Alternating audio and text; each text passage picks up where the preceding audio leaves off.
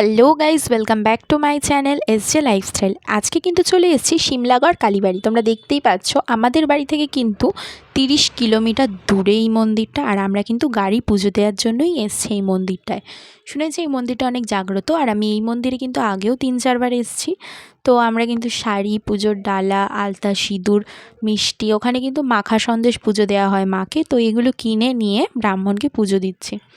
আর তোমাদের একটা কথা বলে দিচ্ছি, এই ভিডিওটা অনেকটাই ছোট, তো স্কিপ না করে পুরোটা দেখো। আর এটা হচ্ছে মায়ের মুখ, সত্যি খুব চমৎকার মায়ের মুখটা। আর এখানে কিন্তু বলিও হয় কালী পুজোয়।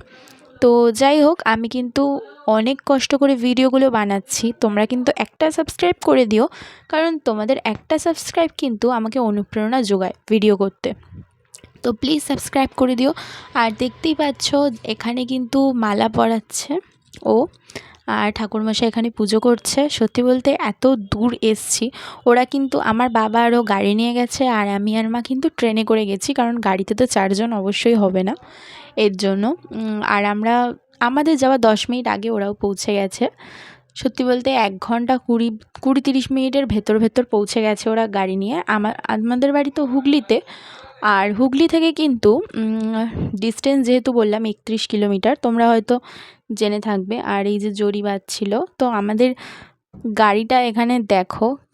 ও ভেবেছিল ব্লগিং করবে, কিন্তু ব্লগিংটা কিন্তু কোনো একটা কারণে হয়নি, কারণ একটু ব্যস্ত ছিলাম। আর সকাল সকাল বেরিয়েছি, আমরা কিন্তু বেরিয়েছি 7টায়।